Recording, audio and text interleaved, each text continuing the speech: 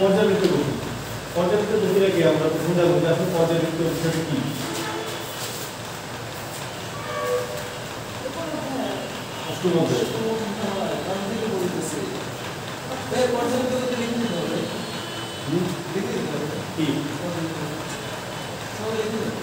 আমি লিখে দিই, আমি যে লিখে লিখে দেবো, এটা ভালো হোক না। আচ্ছা, পর্যাবৃত্ত বলতে আসলে কি বুঝি? পর্যাবৃত্ত বলতে আমরা বুঝি যে যদি কোনো কিছু পুনরাবৃত্তি কোনো নির্দিষ্ট দিক দিয়ে নির্দিষ্ট সময় পর পর হয় তাহলে তাকে আমরা পর্যাবৃত্ত বলি।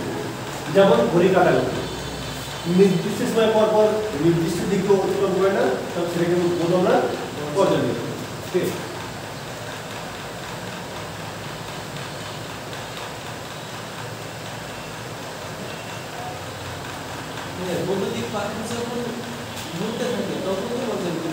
হ্যাঁ অবশ্যই। কিন্তু যখন সুইচ অফ করে দেওয়া হয় তখন হলো ওই যে গতি যখন কাটাতে ধীরে ধীরে পুরো ওটা এটা তো সেটা তখন ভ্রমণ করতে হয় না, এটা তো পর্যাবৃত্ত। নির্দিষ্ট সময় করতে নির্দিষ্ট। আচ্ছা, তবুও তো মানে ঘুরতেছে নাকি, মানে তুই বলতে একটা দিকে তো অতিক্রম করতেছে। আচ্ছা, আমি এখানে লিখুন দেখো,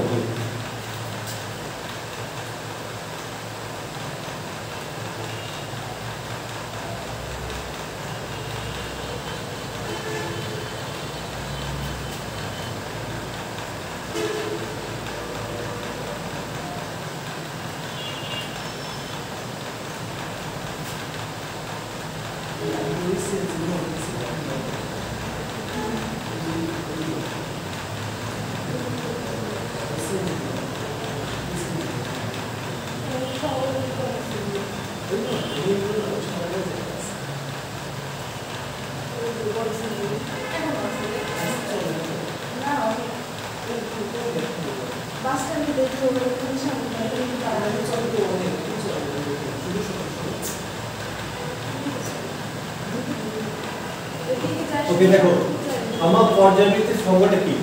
কোন নির্দিষ্ট সময় পর পর কোন নির্দিষ্ট দিকে অতিক্রম করে, তাই না? তো আমি ফ্যানটাকে চালু করলাম, ফ্যানটা ঘুরতেছে, এখন দিকে তো ঘুরতেছে নাকি, আবার ফ্যানটা অফ করলাম, এখন দিকে তো কোনো বন্ধটা হচ্ছে। তো এই যে ওনার যে পুনরাবৃত্তি, অর্থাৎ এই যেখান থেকে শুরু হলো এটা ফ্যান, তাই না? তো এখন দিকে তো ঘুরতেছে, তাই না? আবার এখন দিকে তো তোমার বন্ধ হচ্ছে, এদিকে বন্ধ পর্যাবৃত্ত। বুঝতে পারছো?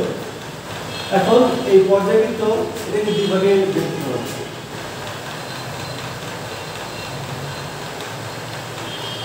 একটা হচ্ছে কালিক আর হচ্ছে স্থানিক।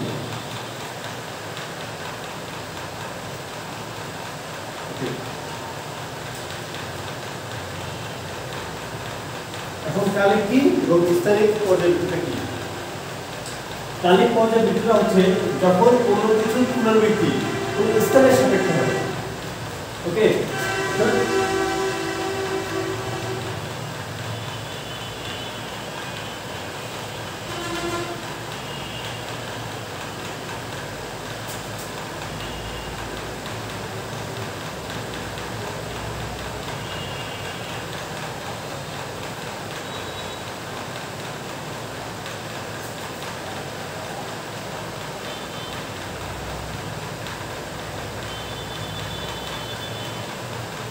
আর স্থানিকটা হচ্ছে সরি একটু উল্টো পাল্টা হয়ে গেছে। কালিকটা হচ্ছে সময় সাপেক্ষে হয়েছে,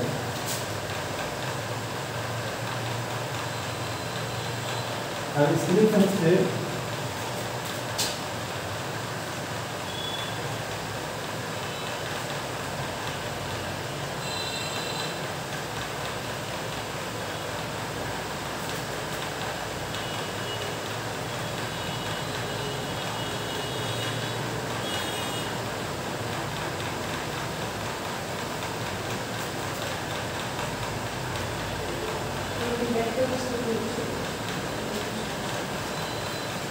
ওকে। তো কালিক পর্যাবৃত্ত কি? যখন কোনো কিছু পুনরাবৃত্তি সময় সাপেক্ষে হয়। সময় সাপেক্ষে হওয়া মানে কি? যেমন ঘড়ি কাঁটার গতি, এরপর পৃথিবী কালী কালীরা নিচেটা স্থানীয়, স্থানীয়। হ্যাঁ এটা হচ্ছে কি কালী। ওকে, দেখো যখন কোনো কিছু পুনরাবৃত্তির সময় সাপেক্ষ হয়, যেমন ঘড়ির কাঁটার গতি, এটা নির্দিষ্ট সময় পর পর কি অতিক্রম করতেছে না। আবার পৃথিবীর গতি, পৃথিবী সূর্যকে কেন্দ্র করে একটা নির্দিষ্ট সময় অতিক্রম করার পর আবার এক জায়গায় ফিরে আসে না, তো ওটা কি সময় সাপেক্ষ হচ্ছে না। যেমন কি পৃথিবী 365 দিনে পৃথিবীকে একবার প্রদক্ষিণ করে, তাই না। আবার ঘড়ির সেকেন্ডে কাটা বলো 60 বার টিক করার পর একবার অতিক্রম করে। আবার মিনিটে কাটা একই 60 বার অতিক্রম করার পর 1 ঘন্টা অতিক্রম করে, তো এটা কি সময় সাপেক্ষ না। আর স্থানিক পর্যাপ্ত হচ্ছে যখন কোনো কিছু পুনরাবৃত্তি স্থানের সাপেক্ষ হয়। স্থানের সাপেক্ষটা কিভাবে হয়, আচ্ছা আমরা অনেক সময় দেখি না, এই যে যেমন আমার একটা ঘোড়া কাটা একটা নির্দিষ্ট দূরত্ব পর পর না, এটাকে একটা নির্দিষ্ট স্থান পর পর না। আবার আমরা দেখি না যে ধানের ক্ষেত্রে যে ঢেউটা হচ্ছে, ঢেউটা যে একবার স্কুলে যখন যায় তখন একটু পর পর একটা নির্দিষ্ট দূরত্ব পর পর একই একটা অবস্থান থাকে না। তোমরা বিষয়টা খেয়াল করছো? ধানের থেকে মানে ধানের ঢেউটা বাতাস যখন বয় তখন ধানের ঢেউটা একদিকে সারিবদ্ধভাবে শুয়ে থাকে না, তো ওটাও তো একটা স্থানের সাপেক্ষে, তাই না। তো ওটা অর্থাৎ যখন কোনো কিছু পুনরাবৃত্তি স্থানের সাপেক্ষে হয়। তুমি এটা বুঝতে পারছো? উদাহরণগুলো আমি একটু দিই।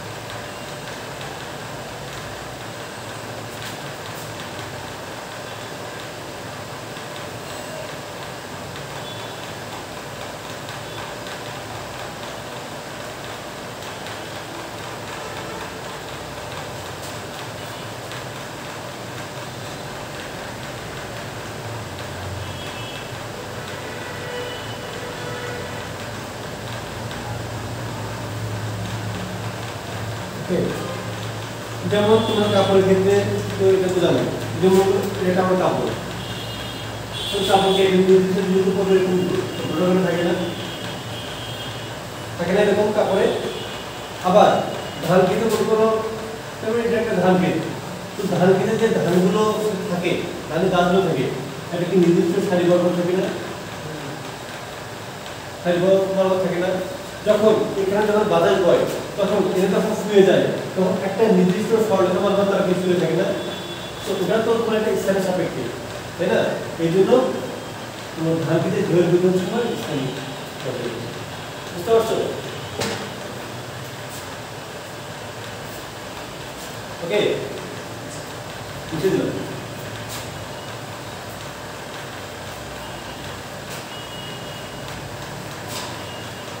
আমরা জানলাম যে পর্যায়বৃত্ত কি। এখন আমরা জানবো যে পর্যায়বৃত্তের গতিটা কি। পর্যায়বৃত্তের গতি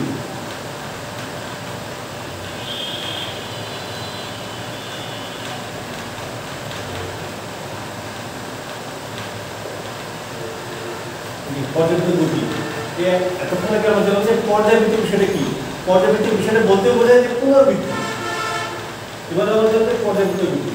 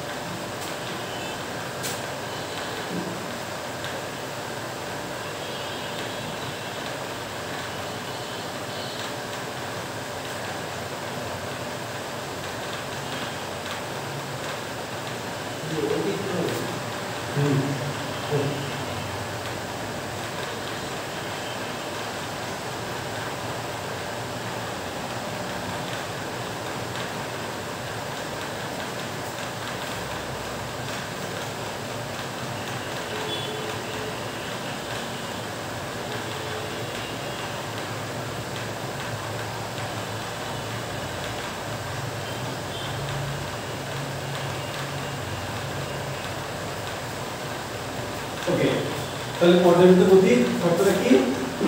যখন কোনো বস্তুর গতি এমন হয় যে নির্দিষ্ট সময় পর পর নির্দিষ্ট দিক দিয়ে, অর্থাৎ দিকটা তোমার একই হবে, এলোমেলো হবে না, কিন্তু নির্দিষ্ট সময় পর পর নির্দিষ্ট দিক দিয়ে অতিক্রম করে, তখন সেই গতিকে পর্যাবৃত্ত গতি বলে। যেমন ঘড়ির কাঁটা গতি, এটা কি নির্দিষ্ট চলতে না, নির্দিষ্ট সময় পর পর নাকি, এবং নির্দিষ্ট দিকে নির্দিষ্ট সময় পর পর অতিক্রম করে, তখন সেই গতিকে পর্যাবৃত্ত গতি বলে। যেমন ঘড়ির কাঁটা গতি।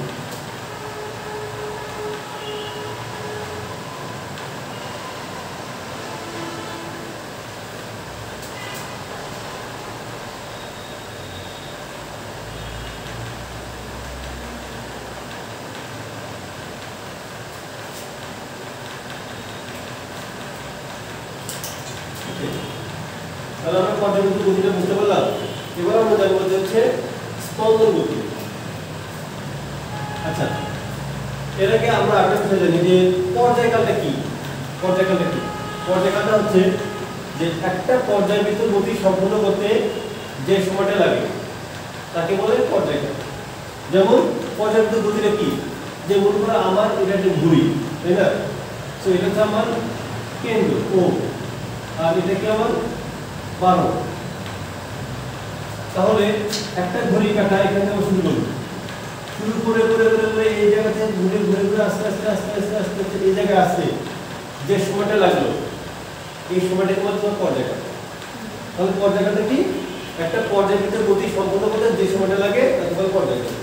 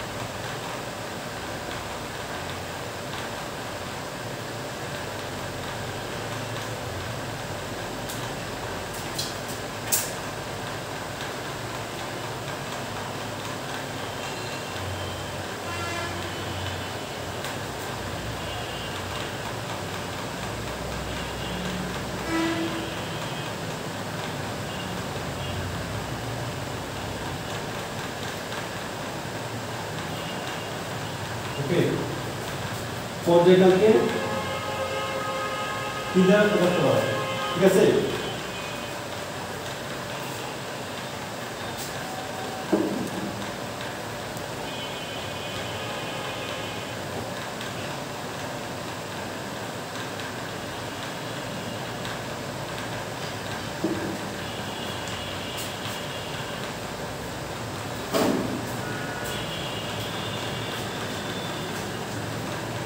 তাহলে বুঝতে পারছো যে পর্যাবৃত্ত গতি কি এবং পর্যায়কালটা কি? জানবো, ঠিক আছে, এতগুলো শেষ। আচ্ছা, এখন আমরা জানবো যে সরল স্পন্দনগুলি।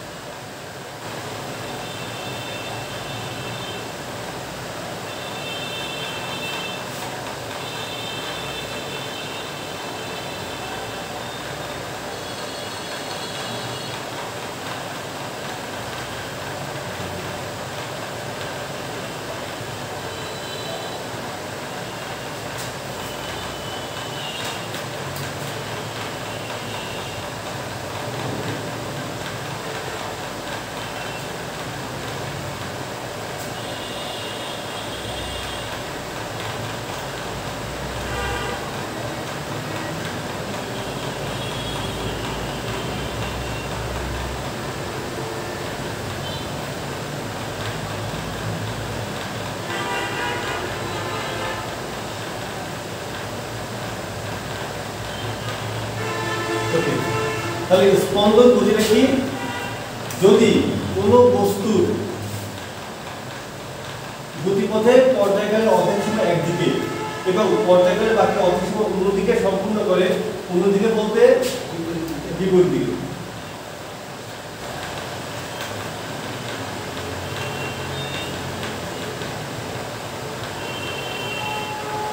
বিপরীত দিকে সম্পূর্ণ করে তখন সেই গতিকে স্পন্দন গতি বলে।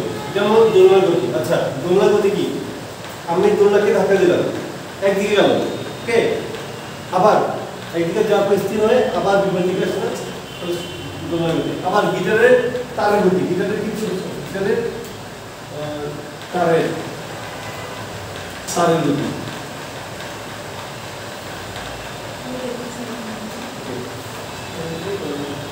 ওই যে আমাদের গিটার যখন চালে তখন গিটিংয়ে টিং করে বাজাই, নিচের দিকে যায়, আবার যখন আমি হাতটা সরাই উপরের দিকে আসে। বুঝতে পারছো? তাহলে স্পন্দন গতি কি? পর্যায়কালের অর্ধেক সময় একদিকে, আবার পর্যায়কালের বাকি সময় বিপরীত দিকে আসে, তখন সেই গতিকে আমি কি বলবো? স্পন্দন গতি। ক্লিয়ার বিষয়টা? জি, 19 ক্লিয়ার করেছিলাম আমাদের। হ্যাঁ, এটা তো 19 ছিল।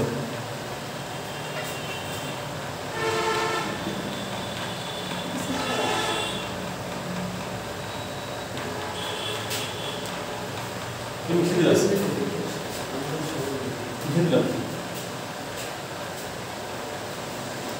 কি সব লিখছো? ঠিক আছে, আমি তো সব লিখতে তোমাকে লিখবো, এগুলো নোট করবা, এগুলো নোট করে রাখবা।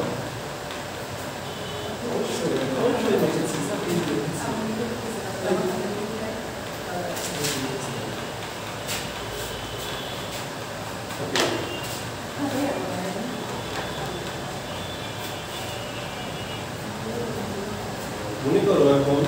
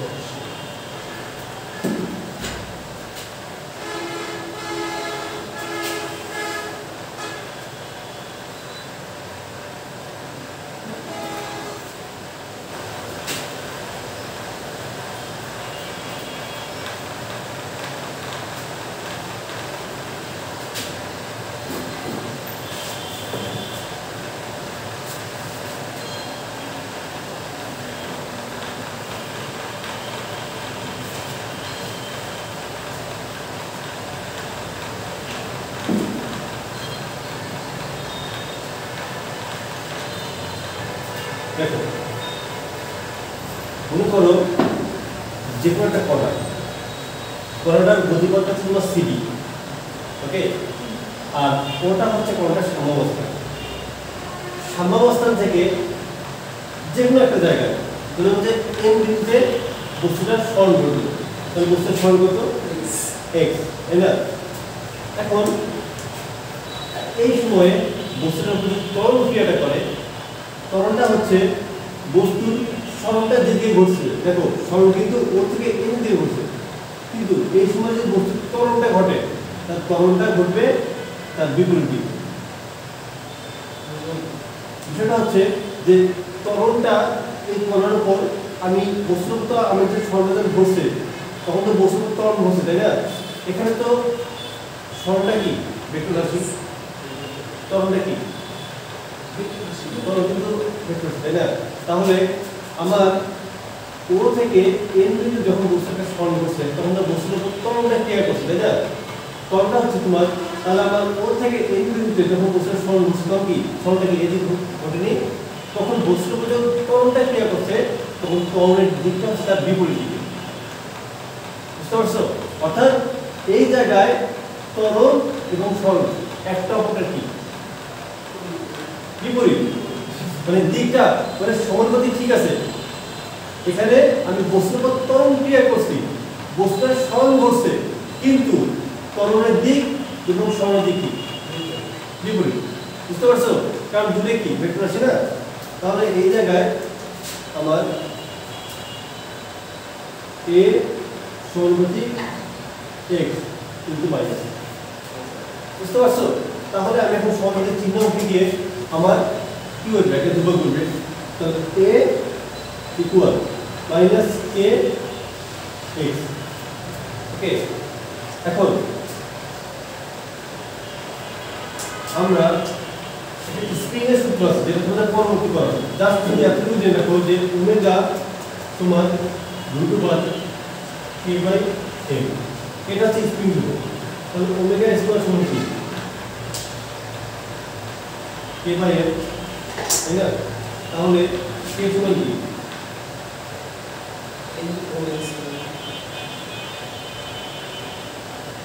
ওমেগা স্কয়ার, তাই না?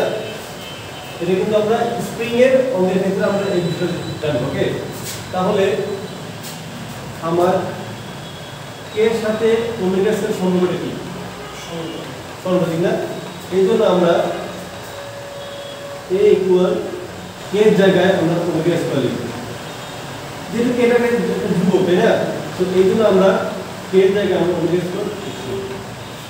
এই জন্য আমরা লিখতে পারি যে a equal minus omega square x।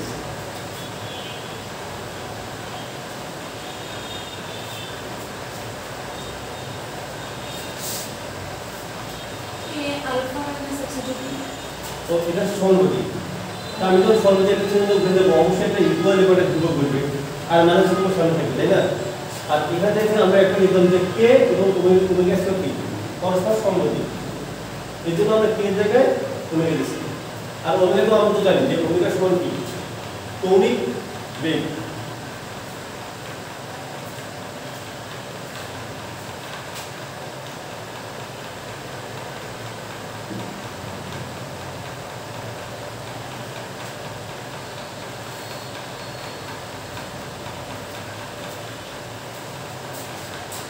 ঠিক আছে, আমার পুরোটা আছে।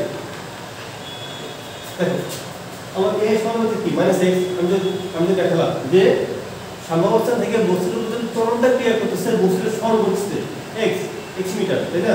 কারণ এখানে ত্বরণ এবং সরণ পরস্পর সমানুপাতিক, কিন্তু আমার সরণটা ঘটছে এদিকে কিন্তু এবং আমার ত্বরণটা ক্রিয়া করছে বিপরীত দিকে।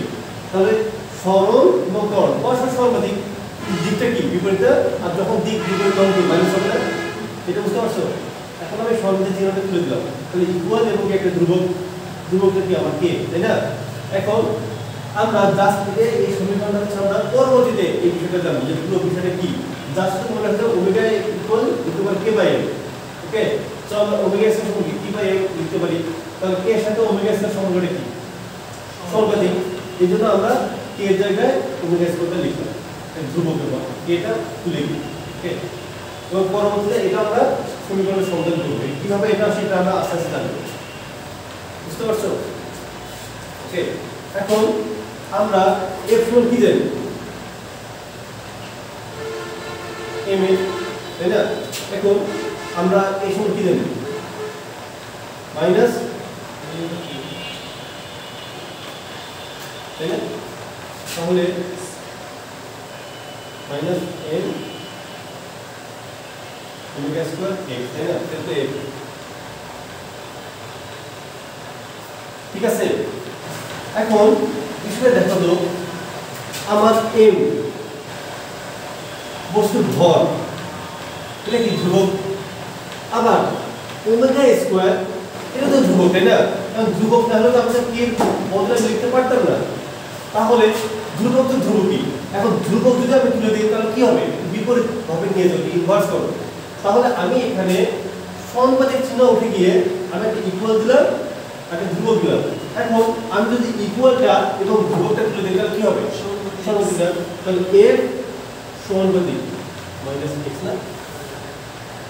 এই যে আমাদের এই বিষয়টা প্রমাণ দরকার ছিল যে একটা কণার গতিপথে কোন বস্তুর উপর বল যেদিকে ক্রিয়া করে বস্তুর সরণটা তার বিপরীত দিকে হয়।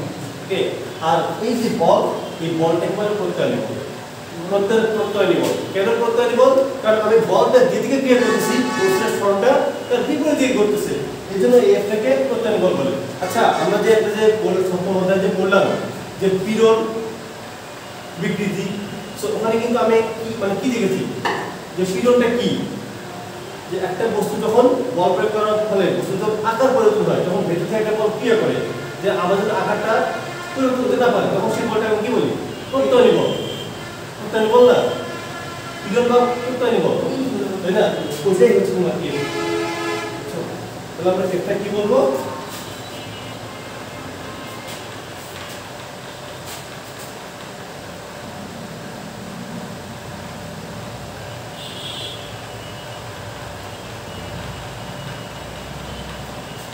বিষয়টা বুঝতে পারছো?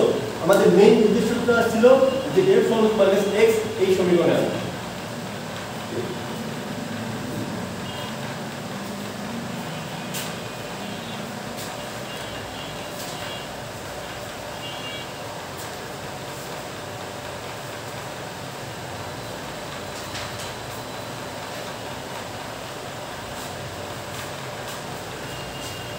ওকে, ঠিক আছে, বুঝতে পারছো? সুবর্ণা আজকে আর এলোনা কিন্তু নিজ দিকে কি পয়েন্ট হলো? হ্যাঁ, ও তো দেখছি তো। ও ভিডিও ও দেখতে, হ্যাঁ। তো আমরা এখন কয়টা রাশি সম্বন্ধে জানবো। আমরা a equal to minus omega square x এটা কিভাবে আসলো, আবার এই সম্বন্ধে কিছু লেকচার আমরা দেখব। ওকে, এতটুকু কি ক্লিয়ার?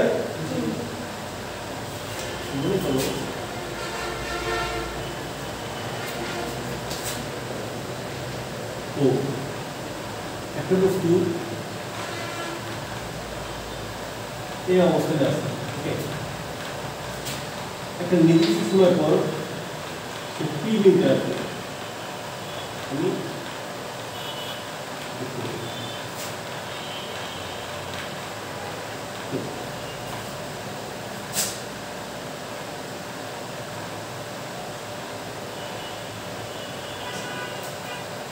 কি করবো সর্বত্র x করব, আর এখানে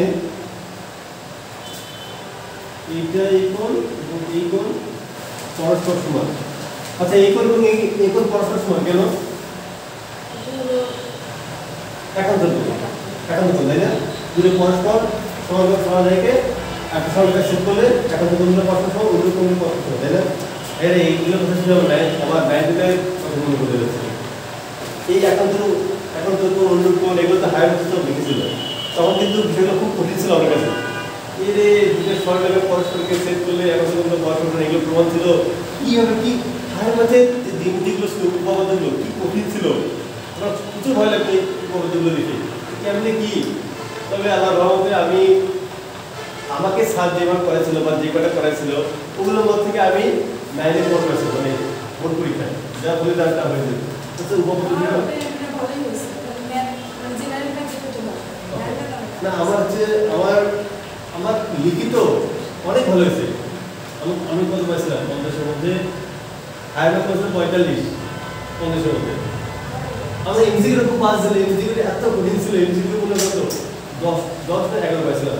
মানে আমার কাছে আমার হায়ার মার্কের কোশ্চেন খুবই হার্ড লাগছিল। আর আমার জেনারেল ম্যাথে ওখানে 30টার মধ্যে আমার 26টা কারেক্ট করছিলাম। ওকে, তো আমরা যেটা করছি তাই না? ওকে, সো আমার ও থেকে n পর্যন্ত আসতে x পরিমাণ সরল হবে, তাই না? এখন যদি আমি দেখি যে sin থিটা সমান কি, ওকে, এটা কিন্তু দেখো বিষয়টা কি, বিষয়টা কিন্তু একটা বস্তু ও বিন্দুতে আছে, তাহলে ও বিন্দুতে যদি আমরা ওই যে ওটাকে একটা বৃত্ত কল্পনা করি তাহলে a থেকে p বিন্দুতে আসলো, বুঝছো কি সরল হবে না? ওটাকে আমরা একটু জ্যামিতিক আকারে বোঝানোর চেষ্টা করলাম। আসলে মেইনলি বসে কিন্তু আমাদের এই x, আমাদের এই x এর সমীকরণটা বের করতে হবে। ওকে, তাহলে আমরা sin থিটা সমান কি জানি বলো তো? আমার ছেলে কি এটা, তাই না? sin থিটা সমান কি? লম্ব কত? ওই প্রথম সূত্র ওপি, তাই না? সব ব্যাসার্ধ কি ধরলাম হচ্ছে ব্যাসার্ধ আমার a, ব্যাসার্ধ সব জায়গায় ঠিক। তাহলে sin থিটা সমান কি? কোনটা? এটাও a, না এটা তো a, ব্যাসার্ধ a, আর সরল কত করছে? ওn x, তাহলে আমার ওন কত? x, ওপি কত এ, তাই না? তাহলে x সমান ওপি লিখতে পারি এ sin থিটা, তাই না? এখন আমরা একটু কৌণিক সরণের দিকে আসি। কৌণিক সরণ, এই থিটাটা কি কৌণিক সরণ না? তো আমরা কৌণিক সরণে ওমেগা সমান কি জানি? থিটা বাই কি না? কৌণিক বেগ ইকুয়াল কি কৌণিক সরণ বাই সময়। তাহলে আমরা থিটা সমান কি জানি? ওমেগা টি, ঠিক আছে? তাহলে আমরা কি এখানে লিখতে পারি x equal a sin omega t জানি। আবার আমরা ওমেগা সমান 2 পাই বাই টি এটা জানি। এখান থেকে আমরা লিখতে পারি ওমেগা ইকুয়াল 2 পাই n, এটা কি কম্পাঙ্ক। তো n সমান আমরা কি জানি 1 বাই টি জানি না আমরা। আমি আস্তে আস্তে সবটা বুঝাবো। তাহলে আমরা লিখতে পারি x equal a sin 2 pi n টি লিখতে পারি। সেখানে কিন্তু আমার সমীকরণটা কিন্তু দেখো এইভাবেও লেখা যায়, এইভাবেও লেখা যায়, আবার এটাকে আরো অন্যভাবে লেখা যায়। দেখো আরো অন্যভাবে কি লেখা যায় যে x equal a sin omega T plus delta.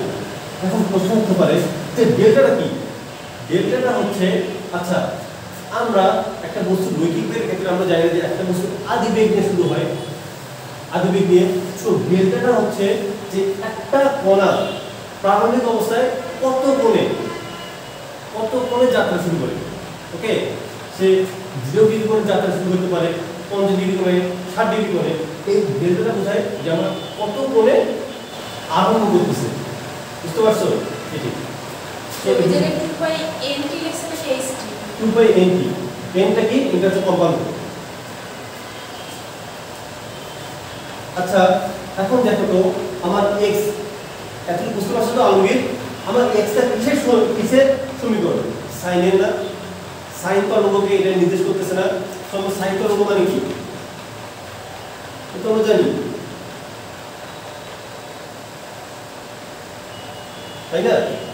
তো আমি এতটুকু কত, এটা কি t, এটুকু কত 3t বাই 4, এটা কত t বাই 2, এটা কত t বাই 4। পুরোটা কি পর্যায়কাল কি না? সো আমি এইটা সমান এটা সমান এটা সমান, এটা কি সমান না? পুরোটা কি 4 ভাগ না? সো এটা t বাই 4, এটা কি t বাই 2, পুরোটা এটা কি 3t বাই 4, আর পুরোটা কি t। এটা বুঝতে পারছো? আর এটা কি sin তরঙ্গ না? x এর কি a sin omega T plus delta, তাই এটা কি এই যে x টা কি সরণ না? আর এই সরণটা কি sin এর তরঙ্গ না? তাহলে আমার সরণের একটা কণার সরণের লেখচিত্র হবে এটা। বুঝতে পারছো? আচ্ছা আমি যে সরণের সমীকরণটা বের করছি এটা কোন, এটা কার সাপেক্ষে? সাইনের সাপেক্ষে, তাই না? ওটা কি সাইন তরঙ্গকে নির্দেশ করতেছে। তো আমরা সাইনের আমরা গ্রাফ কি জানি এরকম তো নাকি? এরকম না? তো পর্যায়কাল কি একবার উঁচু হয়ে আবার ওই জায়গায় ফিরে আসে, এটা পুরোটা কি? তো এটা বুঝছো পুরোটা কি এটুকু 3t বাই 4, এটুকু t বাই 2, এটা বুঝতে পারছো? জাস্ট এটাই।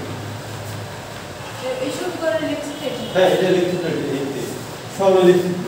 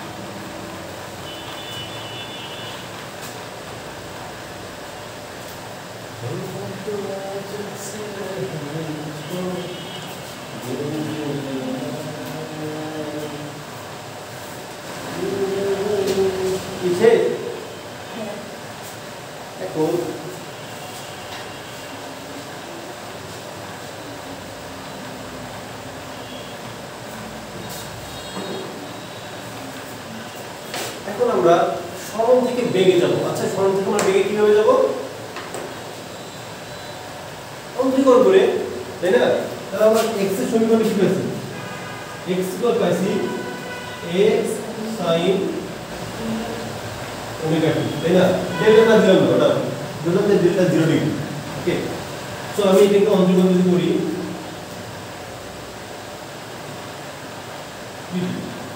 তাহলে আমার এখানে ধ্রুবক কোনটা? এটা কিন্তু ধ্রুবক, তাই না?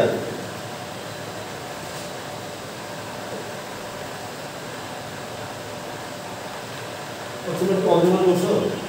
অন্তরীকরণ করছো? আচ্ছা, সময় সাপেক্ষে সরণের প্রয়োগ করে কি বেগ,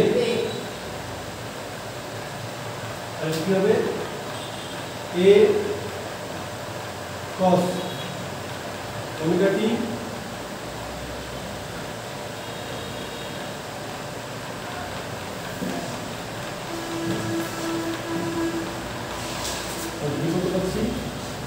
a cos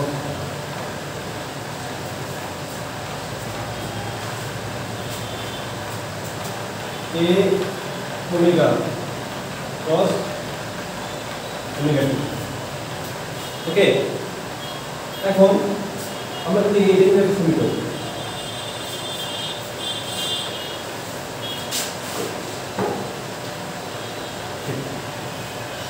এখন v সমান কি লিখব? a omega root over cos square omega t না দেখা যায়? তাহলে v equal a omega root over cos square 1 minus sin square omega t লেখা যায়? এখন দেখো x equal a sin omega t যদি হয় তাহলে sin omega t মানে কি?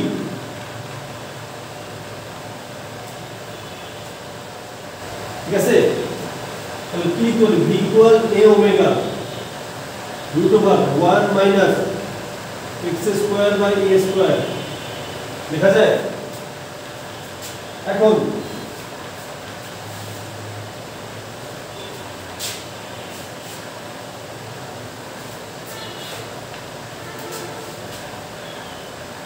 দেখো v equal a omega লসাগু করো a square minus x square by a square, তাই না?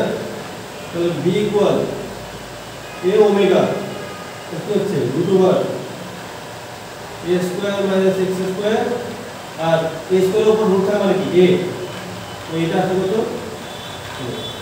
a কাটা, তাহলে v কত? omega root over a square minus x square। স্পষ্ট সমীকরণ কিভাবে আসলো? এখন আমার ভিটা কার তরঙ্গ, মানে কোন কার বলছে? কোন অপেক্ষিকের বা কোন কোসের, তাই না? তো আমরা কোসের লেখচিত্রটা কি?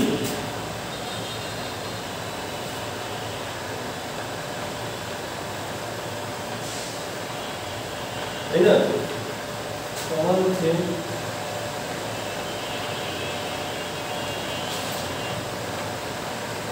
T 4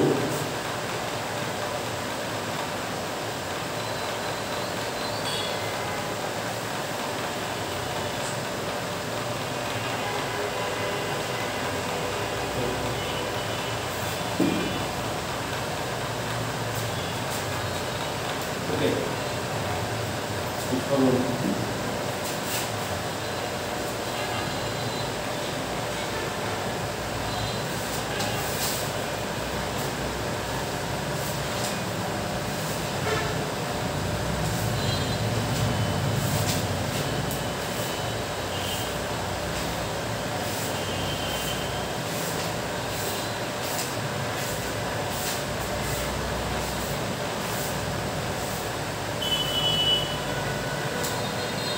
এই তোমাদের কি আমি কিন্তু সব কিছু কিন্তু একদম ডিটেইলসে পড়াচ্ছি, তোকে বিরক্ত লাগছে নাকি? কি বলো তিনটে দুপুরে কিসের জল?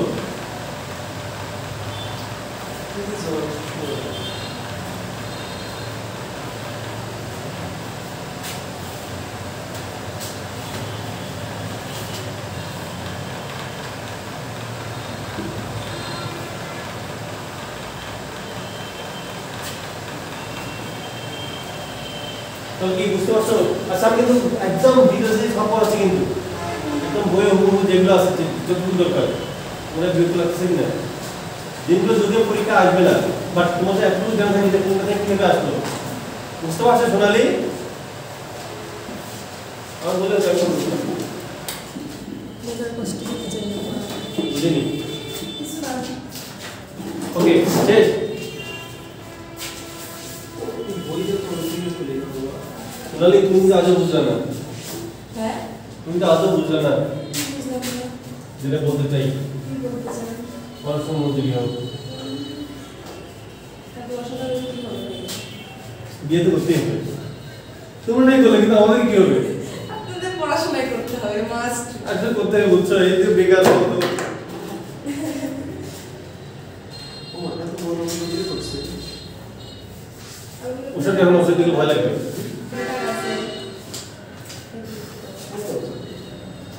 আসলে বুঝছো একটা ভালো বিদ্যালয়ের ছেলেকে অবশ্যই ভালো একটা ক্যারিয়ার থাকতে হবে আমাকে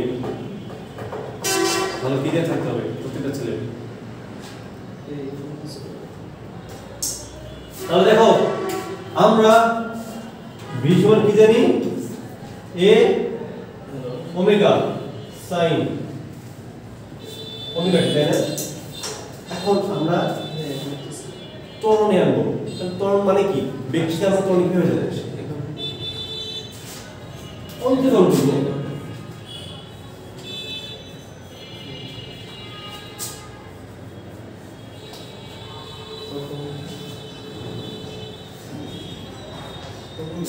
ওকে তো এটা কি এ বি সমান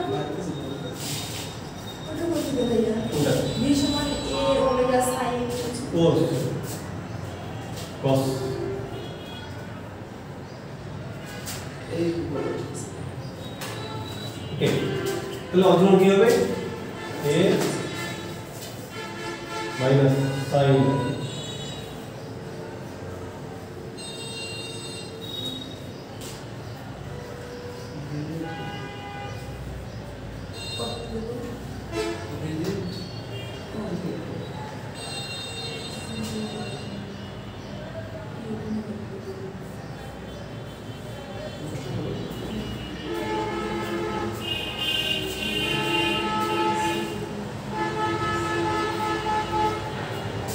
তো এখানে তো ওমেগা ওমেগা স্কয়ার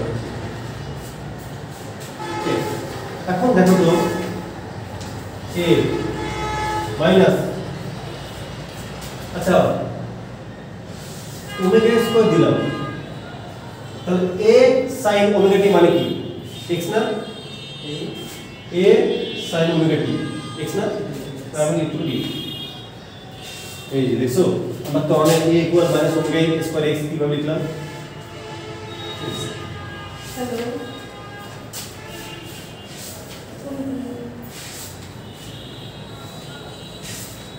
তাহলে ত্বরণ মানে কিসের ফাংশন মাইনাস সাইনের না মাইনাস সাইনের কি ফাংশন না ত্বরণটা তাহলে 10:30টায় কিন্তু 10:30টা ছুটি হবে 11টার সময় বলো একটু তাড়াতাড়ি শুরু আচ্ছা আসলে কোন নিয়ে আসছে শুধু দিন থাকে তো মিটিং আছে এটা কি কি তো মিটিং আছে যদি পারে আসলে কোন নিয়ে আসে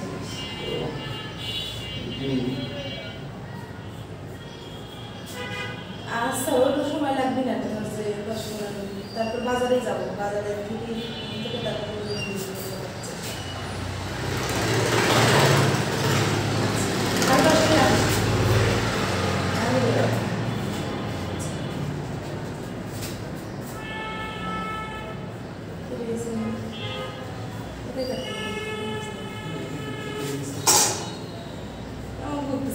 কি নামতে করছিস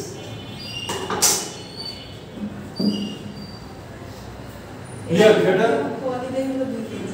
ক্লিয়ার বিষয়টা এটা তুলে নিছো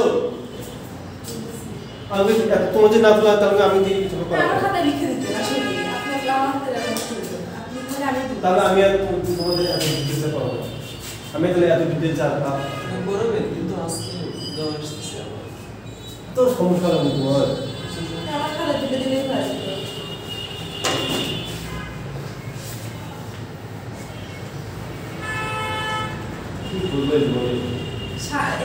10টায় কিন্তু ভালো তো অর্ডার আছে।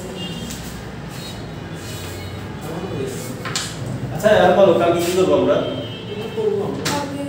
কালকে মনে কি করবো? রাতে পড়ালে পড়ো সমস্যা। কালকে পড়াই বুঝছো, কারণ রমজান মাসে কখন কি হয়ে যায় তাই না? তোমরা একদিন বললা যে ভাই থাকি, আমিও বললাম যে এই ভিডিও বুঝলাম ধরে এই আগে ভাগে তো পড়ো সমস্যা রমজান মাসে পড়ো। আমি ইফতারি বলতে আসি রমজান মাসে কখন পড়াবে? রমজান মাসে। আচ্ছা 9টার মধ্যে রুম ভাড়া করে দিতে হবে। 9টার মধ্যে? 7টায় দিতে হবে, 6:30টায় হবে। আচ্ছা মানে রমজান মাস কোনো কোচিং কয়টায়? 10টায়? 10টার পরে এই ক্লাস করার জন্য বলতে হয় ইম্পর্টেন্ট ক্লাস তারপরে এমন যদি হয় আসলে সমস্যা যে এই জন্য তো বলি যে আসলে প্রবলেম হচ্ছে এই যে আমি তো প্রতিদিন উঠে পড়ে গেছি। ভাইয়া যে লাগে। কারণ পরশুদিন ভাইয়া মনে দেখো না আর। আজকে দেখো বা আজকে কোনো জব তুমি সিস্টেমের সমস্যা নেই। ওকে এটা কি হয়েছে তোমাদের?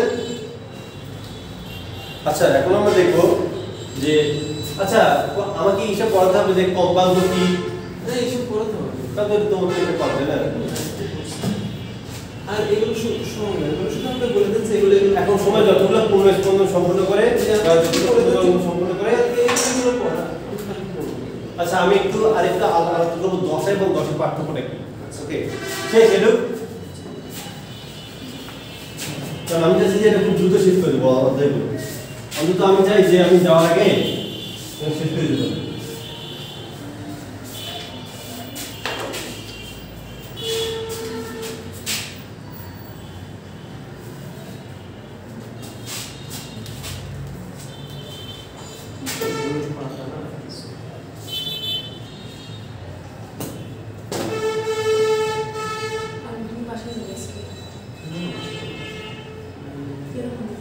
আচ্ছা তো কাল দিলাম কখন? কাল তাহলে এই সময় আমরা করবো কালকে এই সময় আমরা করবো 8টায় কালকে 8টায়। হ্যাঁ আমাদের কালকে একটাই ক্লাস আছে, 8টায় বলে মানে 9টায় কিন্তু আসতে হবে। না না না আর 10 তো কোচিং আছে তো ও হ্যাঁ তাই না? তাহলে তো হবেই না ভাইয়া। 8টায় দিলে 8টা থেকে 9টা, 9টা থেকে 10টা, 9টার মধ্যে রুম ভাড়া করে দিতে কেন? হবে। কালকে হবে না কালকে হবে না। কালকে শনিবারে তো সকালে ক্লাস থাকে আমাদের দিনে। হয়তো 7টা থেকে তাইলে 7টা থেকে আচ্ছা হ্যাঁ ঠিক আছে আসি বলে কষ্ট। রমজান মাসে একটা দিন একটু কষ্ট করি নাহলে তোমরা 7:30টায়। আচ্ছা ঠিক আছে আমার তো তোমরা যখন সময় দাও আমার সমস্যা নেই, আমি আসি 7:30 থেকে 9টা পর্যন্ত। ওকে। দশা এবং দশা পার্থক্যটা কি? দশা বলতে বোঝাচ্ছে যে একটা কণার প্রারম্ভিক যে কোনো একটা অবস্থা, অর্থাৎ যে কোনো একটা সময়ে বস্তুর স্মরণটা কি, বস্তুর ত্বরণটা কি, বস্তু কত কোণে আছে এই জিনিসটা বলতে বোঝায়। অর্থাৎ তার মানে দশা বলতে কি বুঝে?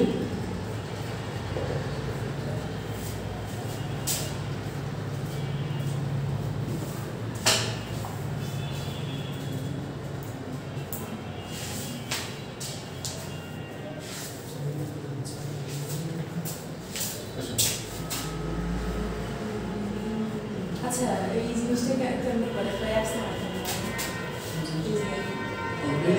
মিনিট একটা নাম্বার দেবো আর আর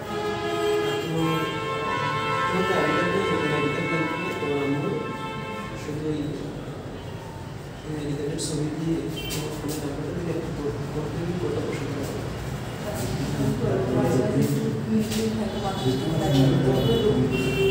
প্রথমত আগে 4 টাকা দিত 4 টাকা দিলে পনেরো মিনিট কথা বলে যেত তারপরে এখান থেকে সিরিয়াসলি 4 টাকা দিয়ে 15 মিনিট এরকম প্রত্যেকটা মানুষের সময় থাকে।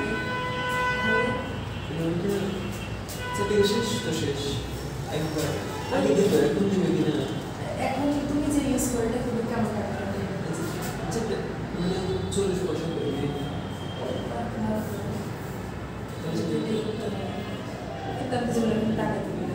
যত মাসের সাথে কথা বলে এখন হোয়াটসঅ্যাপে মেসেজ যায় মাঝে এক লোক এখন মেসেঞ্জারে কল দিতে ফোন দিতে পারতো তার জন্য মানুষের কথা মামি বলতে আন্টি হোয়াটসঅ্যাপ সবাই ধরো যে সোশ্যাল মিডিয়াতে আছে যেগুলো লাগে শুধু বাড়িতে করি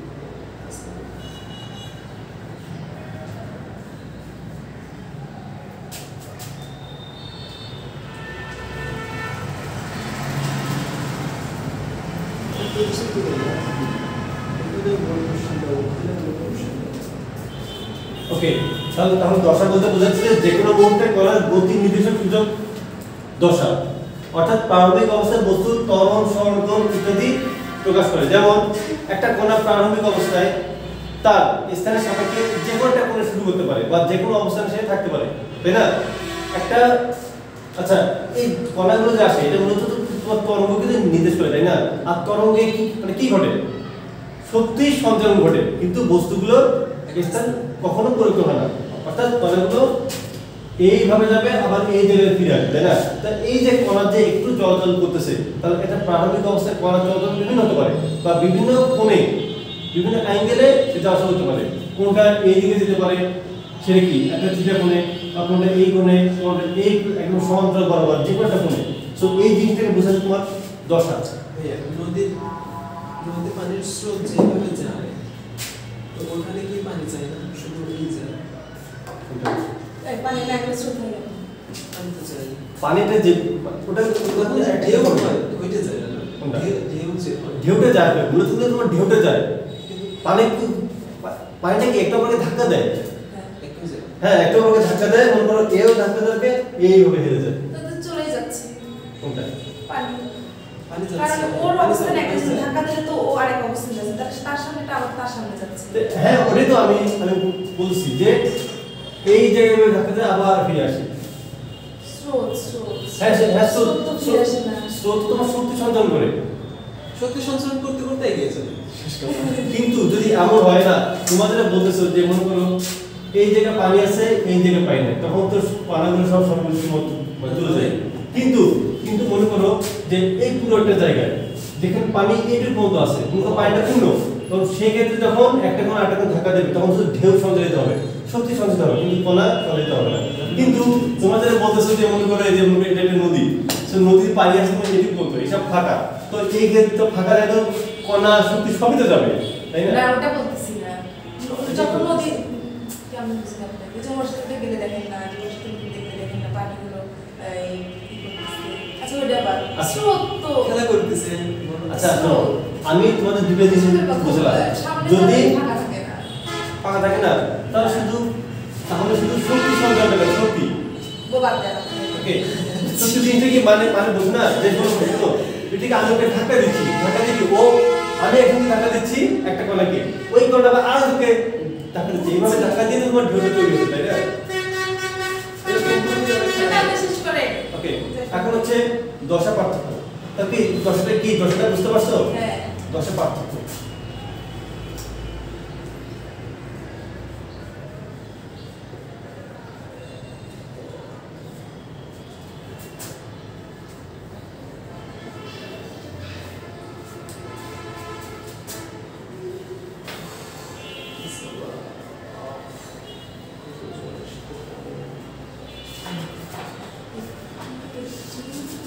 কি লেখেন, একটি অপর একটি একটি কণা, এই যে আমি একটু অন্য কিছু ভাবতেছিলাম, আমি ভাবতেছিলাম যে কালকে 7:30 সময় কি হবে, একটি কণা অপরটি কণা থাকে। পড়ানোর সময় অন্য কিছু চিন্তা করলে যা হয় আর কি। না, আসলে আমি ভাবতেছি কাল 7:30 সময় উঠতে হলে আসতে হলে আমাকে কটার সময় ঘুম থেকে উঠতে হবে, আমি এটা ভাবতেছি। ঘুমাইতেই হবে না, ঘুমাইন না কেন? এইসব তো এরকম হিসাব করা যাবে না, পদ্ধতির হিসাবে মিলাতে হবে, অঙ্ক করতে হবে। ধরি এতটা সময় ঘুমালাম। হ্যাঁ, আমি তো ওটা ঠিক করে যে কটা ঘুমানো, যেমন আজকে দুপুরে ঘুমানো যাবে না, কারণ আজকে অনেক হয়েছে। আজকে তো শুক্রবার, এমনিতেই তো বৃহস্পতিবার। দুপুরে ঘুম আসলে তো আবার দেখি আজকে দুপুরে কোনো রকম কাজ করবো, যেমন ভিডিও একটা করবো, দেখি কোনো ফানি ভিডিও করা যায় শেষ করেন, আমি আপনার অ্যালার্জি ভাইয়া। আজকে তো বলবো চলো। এই মাসে শুক্রবার, ইয়েস, তাইলে তো যাওয়ার সময় আরো জানা যাবে। দুরান বুঝবা। হ্যাঁ, দেখো জাম লেগে গেছে রাস্তা। একটি কোনো অপর একটি কোনোদিন হাতে যায়নি।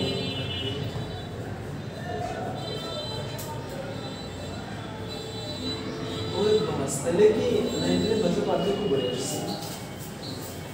ওকে, এখন যদি তাহলে এই দশা পার্থক্য আমরা তো বুঝতে পারলাম যে একটি কোণ দেখো একটি কোণা অপরটি কোণা থেকে কত কোণে অ্যাঙ্গেলে আছে। সো মনে করো আমার এখানে একটা কোণা আছে, এখানে একটা কোণা আছে, দুটো পরস্পর কি কত কোণে আছে? সমান্তরাল আছে 0 ডিগ্রি। এখানে একটা কোণা, এখানে একটা কোণা, কত কোণে আছে? 90 ডিগ্রি। এখানে একটা কোণা, এই পাশে একটা কোণা। দেখো কোণার মনে করো অবস্থানটা এইদিকে, কিন্তু এই কোণা আছে এবং এই আটটা কোণা আছে এই পাশে, তাহলে তাদের মধ্যবর্তী কোণ কত? 180 না? তাহলে কত? বিপরীত দশায় আছে। বুঝতে পারছো? যদি একটা কোণা এই কোণার দিক হচ্ছে এইদিকে হয়, তো সেই যদি একটা কোণা থাকে সমদশায়, কোণার দিকটা হচ্ছে এইদিকে, কিন্তু এই পাশে আটটা কোণা আছে, তাহলে এটা কি বিপরীত দশায়? তাহলে একটা কোণার উপর আটটা কোণা আছে, তো ওটা কি লম্ব দশায়। বুঝতে পারছো? ওটাকে বলতে হবে দশা পার্থক্য, যে একটা কোণা থেকে আটটা কোণা কত কোণে আছে। তো এই বিষয়টাকে নির্দেশ করার জন্য দশা পার্থক্য। আর দশাটাকে তোমার বলতে বোঝায় ডেল্টা। হ্যালো দশটাকে প্রকাশ করে ডেল্টা দ্বারা। শুয়ে বসেছি মানে শোয়া কিছু মানে বের হয় এখন শোয়া বসে পছন্দ হচ্ছে না। ও শোয়া দেখা আসছে আসলে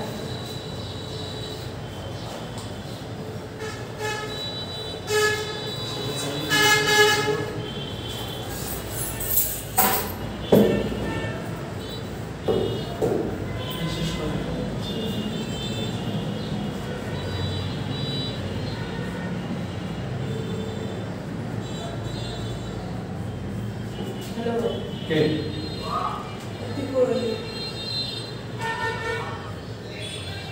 আসিফ না বাজু বাজারে আছিস তাড়াতাড়ি আমার ক্লাস শেষ তো খাইতে তো বারোটা বাজছে আমি তো জানি আসলে দেখো বাজারে বাজারে এসে তাহলে নতুন মেসেজ বা ফোন দিস খারাপ হয়ে যায় একসঙ্গে সামনে দেখো পায়ের গুণিতক জোর হলে সমদশা, পায়ের গুণিতক বিজয় হলে বিপরীত বিপরীত দশা। হ্যাঁ, আর পাই বাই 2 হলে পরস্পর লম্ব। ক্লিয়ার? রিসেপ্টর তো বেড়ে গেছে ইম্পর্টেন্ট। তাহলে আজকে আমাদের এই পর্যন্ত। ওকে, ঠিক আছে।